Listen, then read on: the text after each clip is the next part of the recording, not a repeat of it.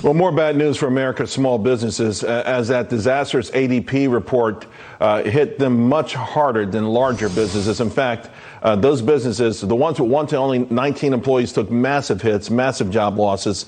And there was a smattering of talk here recently about more rescue packages for certain small businesses. But honestly, these folks just really want the ability to go out and earn and for the government to move out of the way. Joining me now, Republican Congressman Blaine Luetkemeyer of Missouri.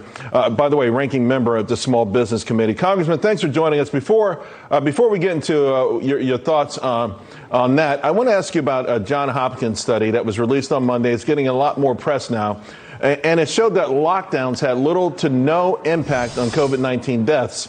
So after a board review of multiple scientific studies, researchers at the university said, quote, "We find no evidence that lockdowns, school closures, border closures, and limiting gatherings have had a noticeable effect on COVID-19 mortality." It certainly had a massive effect on business, though, didn't it? Your thoughts?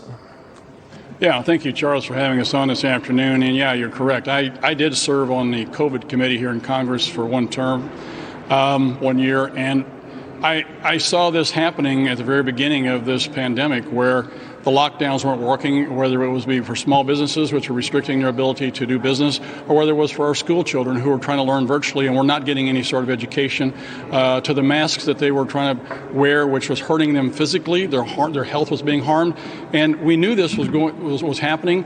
We told them it was happening. Some anecdotal things that were going on we could show. There were some preliminary studies that showed us, but this Johns Hopkins study that you're pointing to is really pointed out the problem that we've had with the lockdowns and these mask mandates. It is hurting everybody across the board, and small businesses especially are feeling the effect of this from the standpoint of limiting their ability to have and recruit people to work, as well as allow people to participate with them in their business.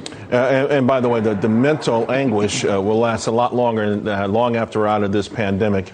You know, I can tell you one quick story on sure. that. At the very beginning of the pandemic, I had my local mortician was calling me on a weekly basis saying, "Blaine, we got to open up because what's happening is people are committing suicide at a record rate. I've got more people committing suicide than I'm burying with COVID." That's how bad it was at the very beginning, and it continued throughout. And so, again, anecdotally, we could show that this lockdown and mask stuff was hurting us more than what the disease was. You know, in the meantime, we ended up with this major worker strike. I've been calling it this for over a year, and it's been crushing small businesses. They're obviously having a tough time, and in the meantime, they're paying people who lack skills. You know, you look at the NFIB thing, they just need a warm body there, but they're also losing out to larger rivals. What's the answer right now to all of this? Well, I think, you're looking at inflationary trends that are scaring the dickens out of small businesses. And I think you've seen, and some of your earlier guests were commenting about this, when the wholesale price of products is greater than the CPI, your consumer price index, you're going to have inflation for quite a while yet. And when you see that, you see the retailers are going to have to price into the products down the road even more profit to be able to offset this increased cost that they're going to incur to replace those goods on their shelves. And so it's a self-fulfilling situation here with this inflation, and it's really deteriorating the ability of small businesses who need more capital as a result of all that to be able to run their businesses. Right. Then when you factor in the inability to have enough people to actually work, we saw another study recently that showed that the unemployment checks were counterproductive. Those states that got rid of the checks earlier than those who went all the way through the August period, they were able to rebound much more quickly economically than the ones that didn't. Absolutely. Because 14% more workers went to work. Those are all things that weigh on small businesses, which are your job creators, and all these little bitty things have an immediate effect on small businesses. Absolutely. Sir, I'm running out of time, but I want to get this in because you sent a letter to Secretary of Treasury Janet Yellen that her obligation to testify before the Committee on Small Business was approaching now, I think, about almost 300 days past the deadline. Maybe that's an answer into why she doesn't want to show up. But when she eventually does, what do you want to ask her, and what do you expect to hear from her?